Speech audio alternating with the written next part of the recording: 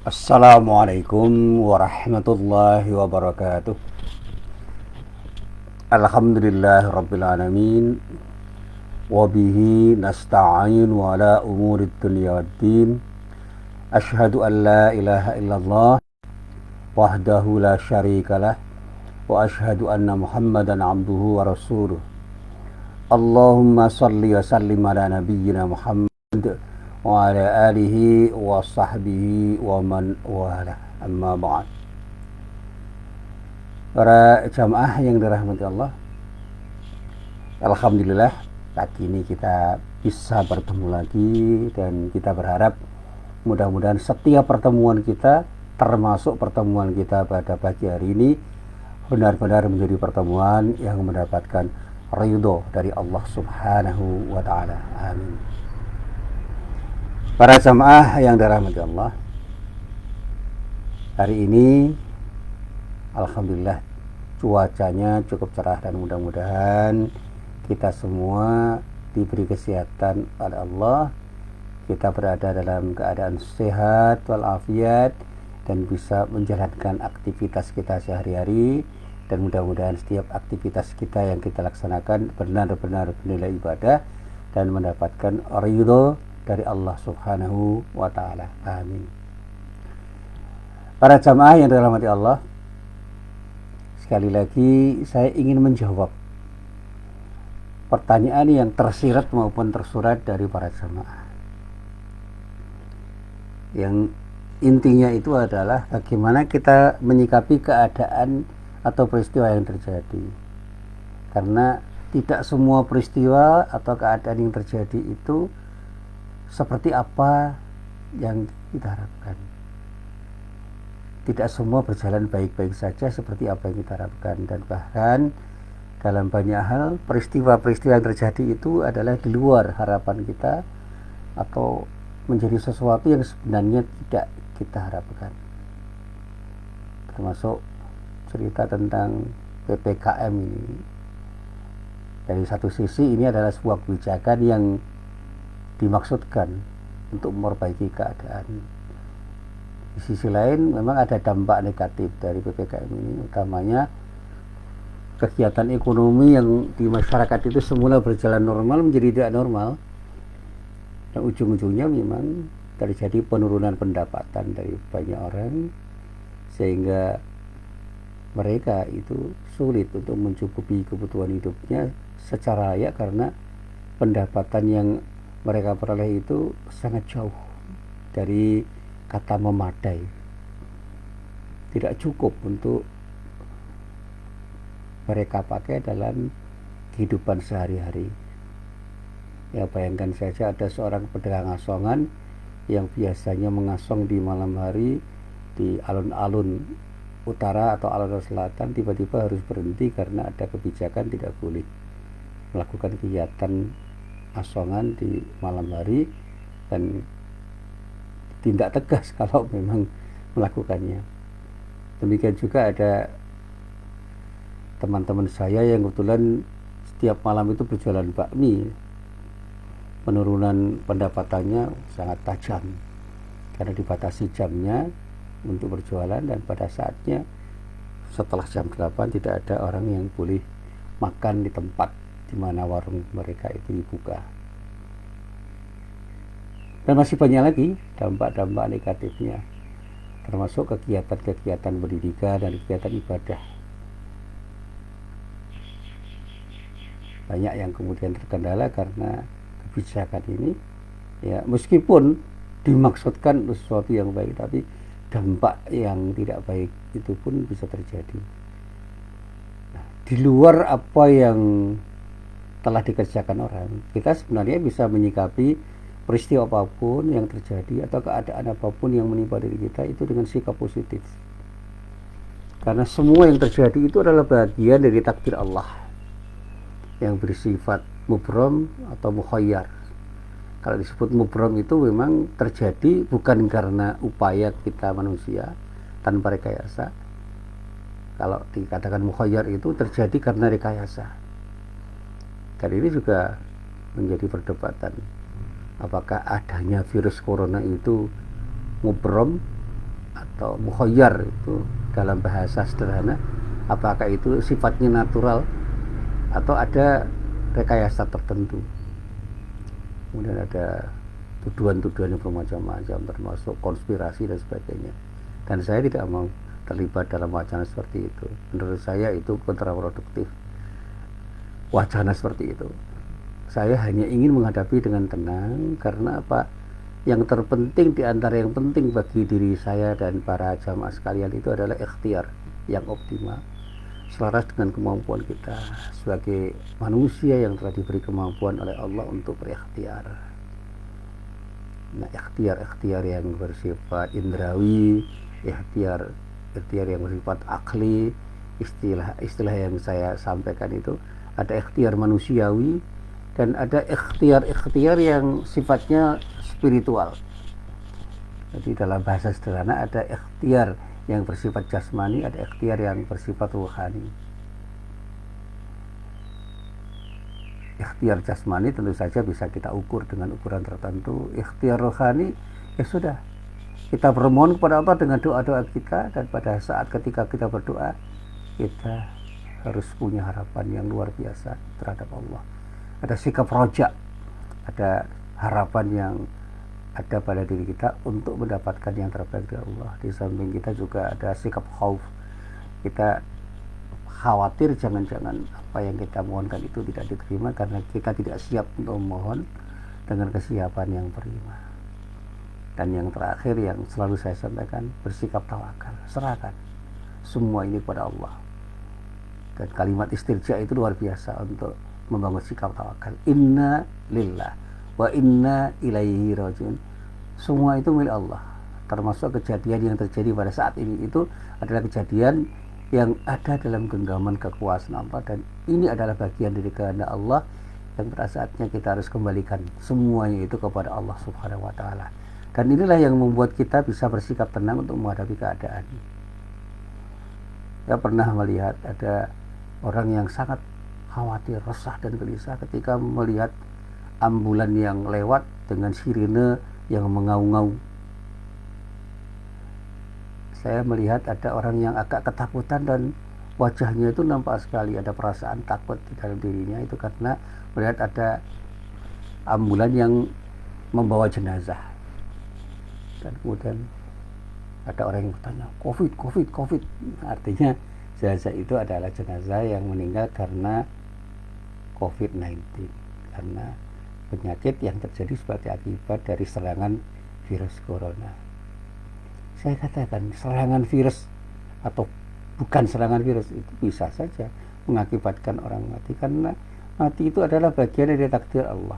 Kalau orang sudah sampai ajalnya diserang atau tidak diserang virus, ya mati aja. Tapi kalau belum sampai ajalnya diserang atau tidak diserang virus, ya tidak akan mati. Saya masih ingat betul itu cerita dari seorang mantan tentara yang sudah berperang berkali-kali menghadapi musuh sejak zaman Belanda, zaman Jepang, dan kemudian zaman kemerdekaan. Dia itu cerita betul betapa banyak peluru itu yang berseliweran di samping dirinya dan tidak pernah mengenai dirinya, bukan karena dia sakti, tapi Allah belum menghendaki dia kena peluru.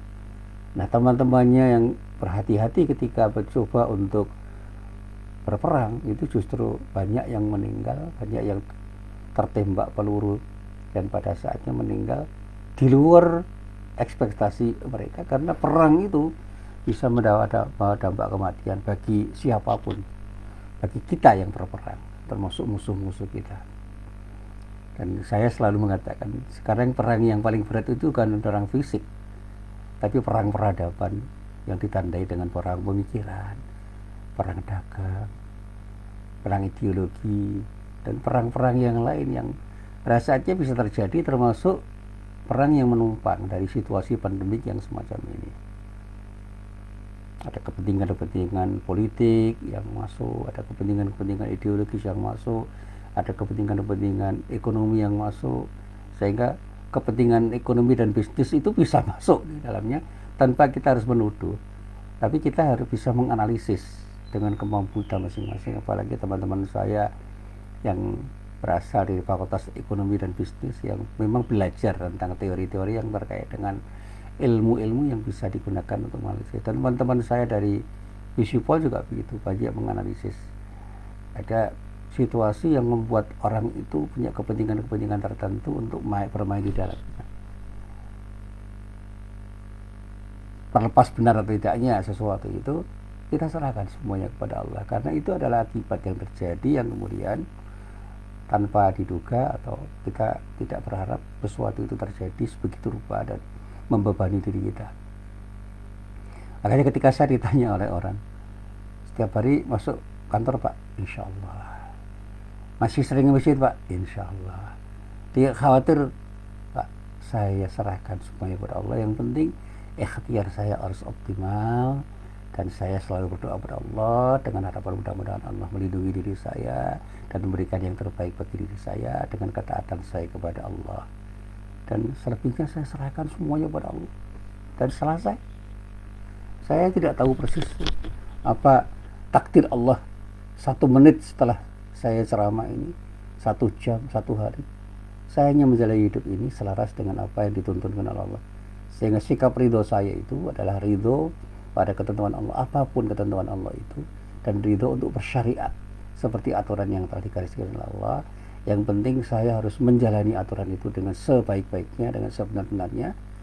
Saya jalankan perintah Allah dan Rasulnya, saya tinggalkan larangan Allah dan Rasulnya secara optimal sesuai dengan batas kemampuan saya, dan mudah-mudahan optimasi dari segala kegiatan atau aktivitas saya di dalam syariat itu betul-betul mendapatkan ridho dari Allah Subhanahu wa ta'ala.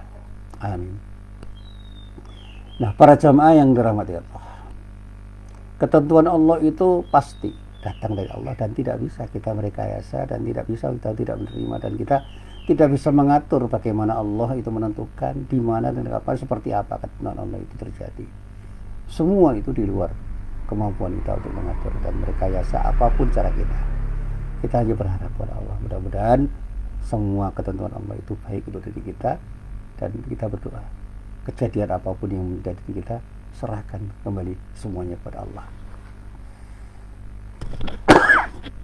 Nah, para jamaah yang dirahmati Allah, sebentar saya minum dulu. Bismillahirrahmanirrahim.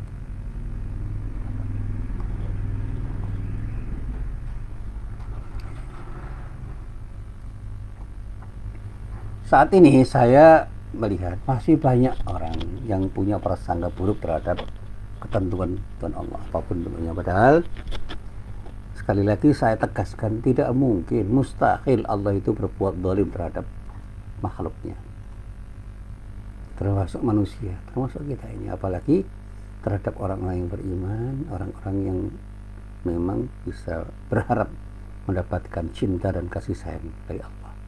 Bahkan Allah menjanjikan maghfirah dan rahmatnya kepada setiap orang yang beriman, karena keberimanannya itu dan iman itu betul-betul wujud dari tindakan-tindakan yang baik sesuai dengan ketentuan Allah.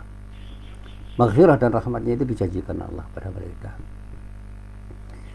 Nah, para jamaah yang dirahmati Allah, dalam banyak hal karena cintanya kepada orang-orang yang beriman, bahkan Allah berkenan untuk memberikan ujian yang bertubi-tubi, apapun ujian itu. Kalau saya dulu pernah belajar pada Cak Nur, Pak Nur Rosmajid itu guru saya pernah belajar pada beliau waktu saya kuliah pasca sarjana. Ada ujian yang namanya bala, ada balaun hasanun, ada balaun sayyiun, ada ujian yang terkesan baik, ada ujian yang terkesan buruk, dan semua itu adalah bentuk ujian dari Allah. Pernah satu saat kita diuji tidak punya duit, itu terasa tidak nyaman. Tapi pernah kita diuji dengan diberi duit yang banyak. Kita pernah diuji sehat walafiat, tapi pernah juga diuji dengan sakit. Itu semua bentuk ujian. Ada yang baik, ada yang buruk, biasa saja. Sehingga kalau kita mendapatkan nikmat, sikap yang harus kita miliki adalah syukur. Kalau kita mendapatkan musibah yang memang membebani diri kita, bersabarlah untuk selalu tetap berada dalam situasi dan kondisi yang wajar di dalam diri kita, sehingga jiwa kita itu terjaga karena kita bisa mempersepsi apapun yang datang dari Allah itu adalah sesuatu yang baik. Dan melalui ujian itu Allah sebenarnya ingin mengukur seberapa kokoh keimanan dan kecintaan kita kepada Allah. Nah, karena itu sekali lagi jangan pernah sekali-kali berpikir bahwa ujian yang datang dari Allah itu merupakan pertanda kebencian Allah pada diri kita, karena sesungguhnya semua ujian itu merupakan isyarat awal bahwa Allah benar-benar mencintai diri kita. Nah, para jamaah yang dirahmati Allah, saya itu tadi sempat ditanya oleh salah seorang teman, kita ini diuji oleh Allah itu maknanya apa itu? Saya katakan dalam bahasa yang sederhana itu, tidak ada satupun ujian dari Allah itu yang buruk.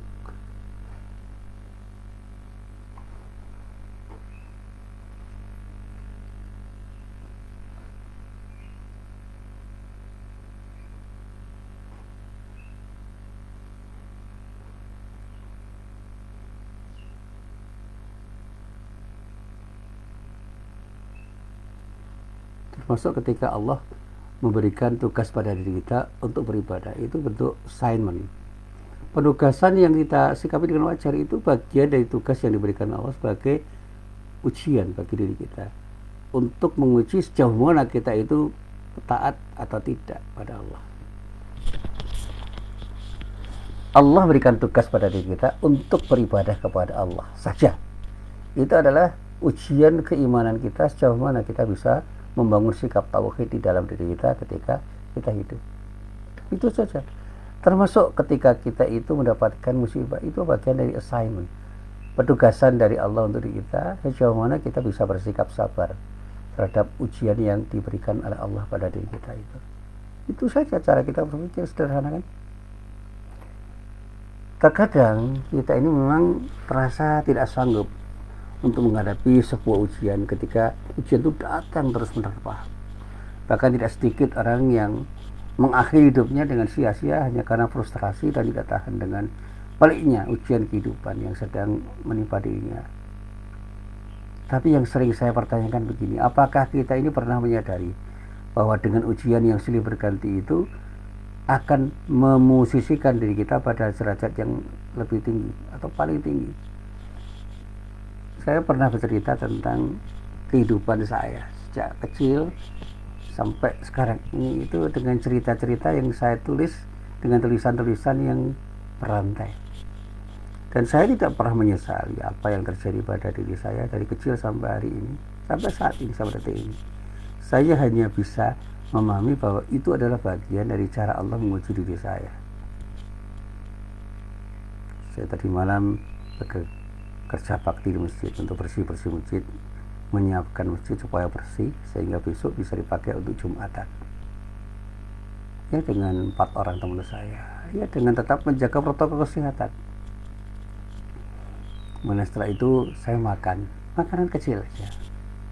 Saya cerita di waktu kecil dengan teman saya itu melihat martabak yang mau saya makan itu tersenyum, bahkan tertawa, karena saya membayangkan dulu ketika masih kecil itu, saya berpikir apa mungkin besok saya bisa makan martabak. Dan kami berdua itu orang yang diberi ujian oleh Allah untuk tidak bisa beli martabak pada waktu kecil. Kalau saya jalan-jalan ke Malioboro itu ada orang memasak martabak, baik martabak manis dan martabak asin yang dikenal dengan istilah masing-masing itu. Saya melihat ada orang-orang kaya beli martabak asin dan martabak manis itu. Ini cuma melihat aja, karena nggak bisa beli. Dikasih juga belum pernah. Apalagi ketika melihat orang-orang kaya itu makan sate, tongseng, gulai di warung makan yang dengan enaknya, dengan lahapnya. Saya cuma membayangkan. Nah, saya itu waktu kecil makan telur saja itu tidak setiap hari.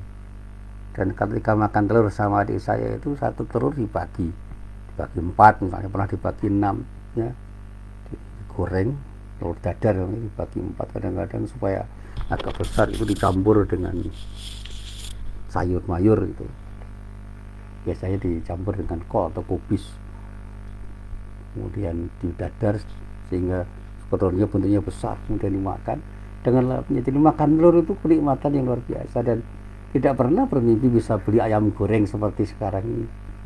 Tapi sekarang menjadi gampang beli ayam goreng, beli martabak, beli telur itu, dan bahkan makan telur setiap hari bisa. Itu kena anugerah yang luar biasa, dan dulu pernah saya bayangkan.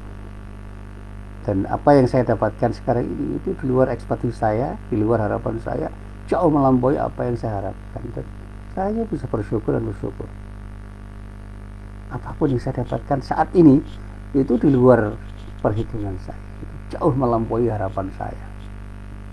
Saya dulu hanya bisa sekolah dengan keterbatasan saya. Waktu SD itu sekolah tanpa alas kaki, karena ya untuk beli sepatu tidak punya duit. Ya sudah, ya pada waktu itu dilecehkan, diremehkan orang kaya, anaknya orang kaya, itu biasa, itu hal yang terjadi setiap hari, dan saya tidak pernah menyesali itu karena kemampuan saya seperti itu. Tetapi saya itu punya kemampuan yang tidak bisa diremehkan oleh mereka, dan bahkan dalam beberapa mata pelajaran saya itu unggul. Saya masih ingat betul ketika sekolah itu, kemampuan saya dalam beberapa mata pelajaran itu menjadikan teman-teman saya sering bertanya, dan sering saya mengajari mereka untuk mengerjakan soal-soal latihan ujian. Dan waktu itu saya tidak merasa apa-apa, tapi sekarang saya bayangkan, oh ternyata Allah itu memberi kenikmatan yang harus saya syukuri. Saya tidak boleh sombong dengan kemampuan yang diberikan oleh Allah, apapun kemampuan saya. Dan bahkan dulu pernah saya kuliah di Fakultas Syariah IAIN Surabaya, itu ada mata kuliah statistik 2 semester. Dan itu mata kuliah yang saya senangi itu. Dan ternyata saya mampu untuk memahami mata kuliah itu karena saya bisa belajar dengan baik. Dan saya sering mengajari teman-teman saya untuk mengerjakan soal statistik. Dan saya tidak bangga waktu itu, saya senang karena saya bisa mengajari teman-teman saya, dan teman-teman saya banyak berterima kasih. Dan apakah mereka membalas dengan ucapan terima kasih saja atau dengan balasan yang lain atau tidak, itu bukan urusan saya, karena itu bagian dari ujian keikhlasan kita ketika membantu. Nah, para jamaah yang dirahmati Allah, terkait dengan ujian ini saya ingat terhadap sebuah hadis yang pernah saya baca, bahwa suatu saat Rasulullah itu pernah bersabda dengan sabdanya yang pendek. Beliau mengatakan begini, inna aidhamal jazai ma'a aidhamil bala. Sesungguhnya pahala besar itu karena balasan ujian yang berat. Jadi kita itu dapat pahala yang besar itu karena ujian yang berat. Semakin berat ujian yang kita hadapi itu, semakin mungkin kita mendapatkan pahala yang besar dari Allah Subhanahu wa taala. Kemudian Rasulullah melanjutkan sabdanya, wa innallaha idza ahabba qauman ibtalahum. Sungguh jika Allah mencintai suatu kaum, maka Dia akan menimpakan ujian untuk mereka. Ibtalahum. Jadi ketika Allah itu mencintai sebuah kaum atau sekelompok komunitas tertentu atau masyarakat tertentu atau orang-orang tertentu, dibuktikan cintanya itu dengan memberikan ujian kepada mereka. Lalu dilanjutkan dengan kalimat faman radiya falahur ridha wa man sahita falahus sahat. Siapapun yang ridho terhadap ujian yang diberikan oleh Allah itu, maka ia akan meraih ridha Allah. Jadi siapapun yang ridho diuji Allah, Allah ridho. Artinya apa? Kerelaan Allah. Allah menerima dia dengan penerimaan yang prima. Itu ketika menerima dengan penerimaan yang prima, ketika mereka menerima apapun yang datang dari Allah itu dengan sikap ridho, artinya menerima tanpa keengganan sekecil apapun. Dan bahkan ada orang yang sakit itu selalu tersenyum, dalam senyumnya itu ada zikir, ada ucapan astagfirullahaladzim, astagfirullahaladzim, banyak beristighfar karena dia berharap dengan sakitnya itu dia lebih dekat kepada Allah. Dan ternyata ketenangan di dalam menghadapi sakit itu, kata para dokter, itu adalah setengah dari kesembuhan. Itu artinya proses kesembuhan itu akan lebih mungkin terjadi pada orang-orang yang memang punya sikap berserah diri kepada Allah dengan sikap takwanya dan banyak berzikir. Makanya ketika ada kajian zikir itu adalah obat bagi orang yang sakit, itu terjadi karena jiwa orang itu tenang dengan berzikir itu. Jadi siapapun yang ridho terhadap ujian dari Allah, maka Allah pun akan ridho. Dia akan mulai ridho Allah itu. Sebaliknya siapapun yang tidak ridho, marah, tidak suka, kesal, kecewa dengan ujian Allah, maka Allah pun akan tidak ridho. Allah akan murka, Allah akan marah, akan dapatkan azab dari Allah karena apa? Kemurkaan atau azab yang datang dari Allah karena sikap tidak ridhonya orang itu terhadap ujian Allah. Saya contohkan yang paling mudah saja. Ada orang yang tidak lulus ujian ketika kuliah. Yang satu tersenyum. Nah, ini kesempatan saya untuk belajar lebih baik sehingga saya akan mendapatkan nilai yang terbaik dan bisa memahami lebih baik apa yang menjadi mata kuliah yang saya ikuti. Senyum dia.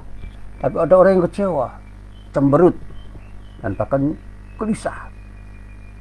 Dan bahkan kemudian stres karena hanya tidak lulus satu mata kuliah saja. Orang ini malah sakit karena tidak lulus. Yang satu tetap sehat dan bahkan lebih banyak bisa belajar karena dia tahu kenapa dia gagal. Dia mencari sebab kenapa dia gagal. Yang satunya itu menyikapi dengan kekecewaan yang luar biasa sehingga dia tidak mau lagi belajar mata kuliah yang dia tidak lulus itu, dan pada saatnya dia enggan untuk kuliah lagi dan bahkan bisa di DO karena sikapnya itu. Dan saya pernah mengalami itu. Saya pernah mendapatkan mata kuliah yang menurut saya mudah, namanya fikih mawaris. Itu sesuatu yang saya cintai. Tapi saya ujian 4 kali saya ujian itu, nggak tanggung-tanggung. Dulu satu semester itu ujiannya 2 kali, ujian utama dan ujian ulangan, nggak lulus, nilainya D. Ujian ketiga tahun berikutnya tidak lulus lagi. Akhirnya saya mikir, apa yang buat saya tidak lulus itu, padahal saya mampu. Akhirnya saya belajar sungguh-sungguh dan saya mendekati dosen itu sambil cerita tentang diri saya. Pak, saya itu ingin cerita, tapi bukan berarti protes, Pak. Ada apa? Saya itu sudah 3 kali ujian kok belum lulus ya, Pak ya. Ada saran buat saya, Pak? Ya belajar. Oh iya. Ya, hanya itu Pak sarannya, Pak? Iya. Insya Allah saya akan belajar dengan lebih baik, Pak. Ujian keempat, saya sungguh-sungguh dan saya kerjakan soal itu dengan seteliti mungkin. Nilainya keluar, saya dapat A. Astagfirullahaladzim. Saya bilang begitu pertama karena saya istighfar. Kenapa saya harus kecewa dulu? Tapi di sisi lain saya bertahmid, alhamdulillah. Dengan kesabaran saya untuk selalu belajar, saya mendapatkan nilai optimal. Dan saya ketemu dengan dosen saya, Pak, terima kasih Pak, saya sudah lulus. Entah dia tahu apa tidak, dia tanya nilainya apa. Alhamdulillah Pak, dapat nilai A. Ya itu kalau Anda mau belajar. Tapi menurut saya, apa yang saya dapatkan dengan nilai D itu ya tidak sepantasnya saya dapatkan, karena saya bisa. Demikian juga saya pernah gagal untuk mendapatkan sesuatu yang seharusnya itu saya dapatkan karena itu bagian dari hak saya. Tapi saya tidak kecewa. Saya justru mengembalikan semua kepada Allah. Inilah cara Allah menguji diri saya. Nah, hadis yang diungkapkan oleh Rasulullah yang bisa kita lacak di dalam kitab Sunan At-Tirmidzi, karena ini riwayat Imam At-Tirmidzi dari Anas bin Malik radhiyallahu an, itu bisa kita lacak di halaman 601 pada juz 4, hadisnya nomor 2396, hadisnya nomor 2396. Nah, sekarang bagaimana seharusnya kita menghadapi dan menyikapi berbagai macam ujian itu? Nah, jawabannya ada dalam Al-Quran. Allah menjawab dengan firman-Nya, wasta'inu bis-sabri was-shalah. Ada 2 hal yang kita kerjakan, sabar dan salat. Bersabarlah diri Anda ketika menerima ujian itu dan tetap melaksanakan salat dengan sebaik-baiknya. Innaha, ini katakan, wa innaha lakabirah, wa innaha lakabiratun illa lal khashiin. Dan sungguhnya yang demikian itu artinya bersikap sabar dan tetap salat ketika kita itu mendapatkan musibah itu tidak ringan, berat, kecuali bagi orang-orang yang khusyuk di dalam salatnya, khusyuk dalam ibadahnya, dan khusyuk di dalam menjalani kehidupan ini. Karena apa?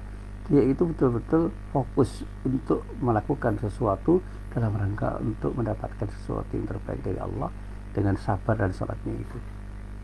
Dan sekali lagi, sabar itu kan bukan sikap pasif.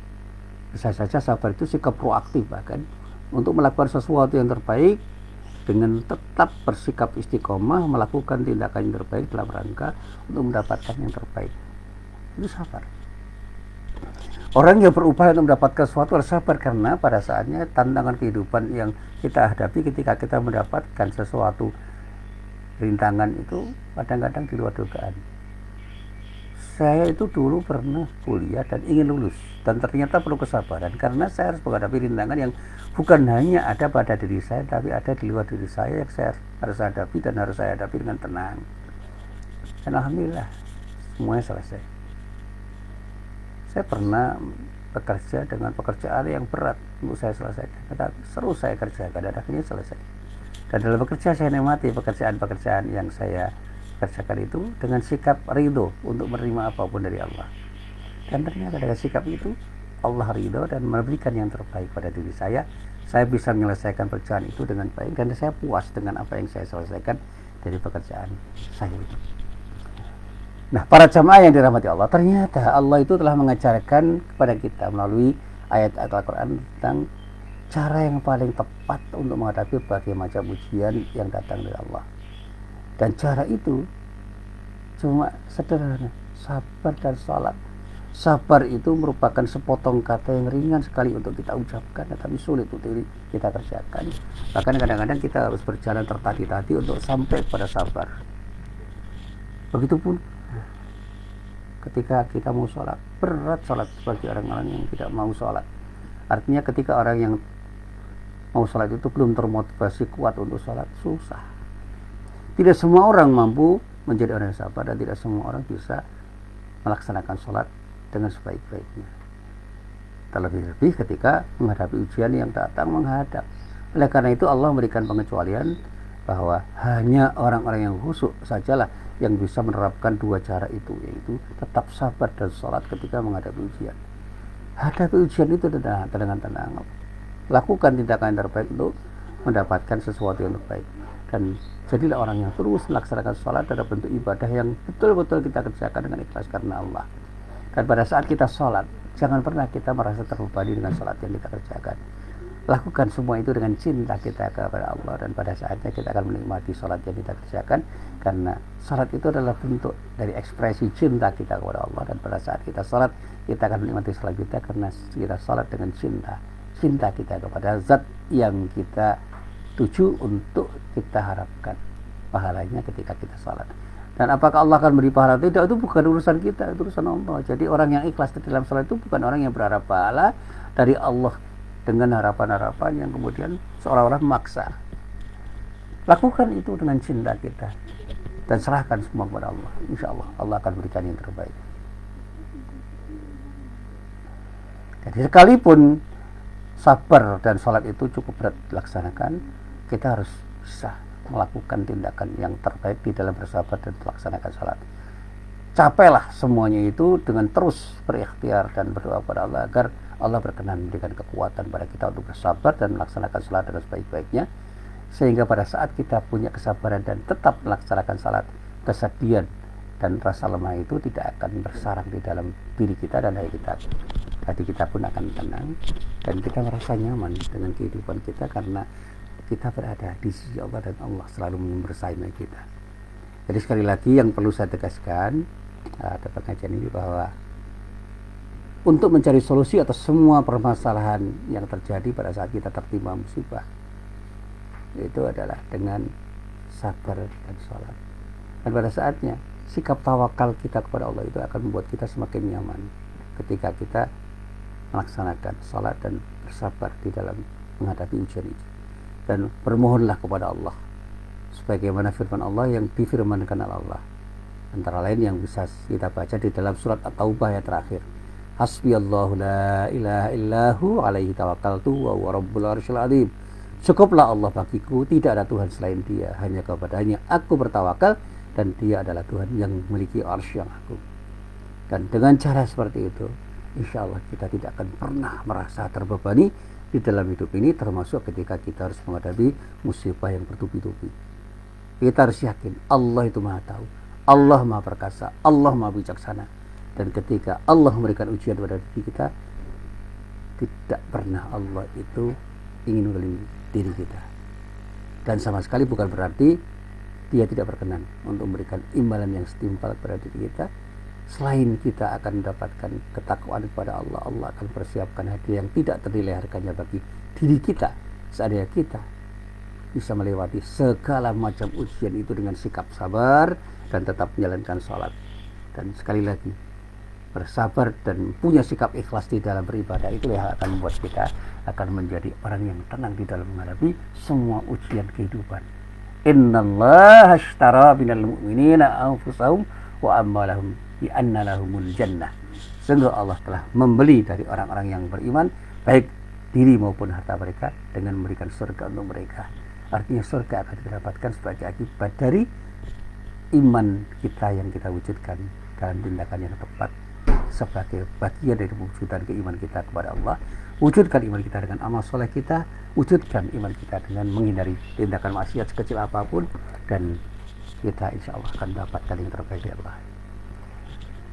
Nah, para jemaah yang dirahmati Allah, jadi sudah jelas bahwa ujian yang datang menyinggahi diri kita, orang-orang yang insya Allah beriman, itu bukanlah merupakan bentuk kebencian dari Allah, tetapi itu bagian dari tanda cinta kita ke Allah, tanda cinta Allah pada diri kita, dan berikan cinta kita kepada Allah dengan bersikap sabar dan sholat, dan insya Allah karena itu kita akan mendapatkan sesuatu yang terbaik dari Allah Subhanahu wa Ta'ala. Inilah apa yang bisa saya sampaikan, mudah-mudahan bermanfaat. Billahi taufik wal hidayah. Assalamualaikum warahmatullahi wabarakatuh. Innalillahi wa inna ilaihi raji'un. Innalillahi wa inna ilaihi raji'un. Sampun sowan wonten asalipun Gusti Allah ingkang agung, panjenenganipun Ibu Sri Rahayu Prayitno kanthi yuswa 87 taun. Seda rikala dinten Kamis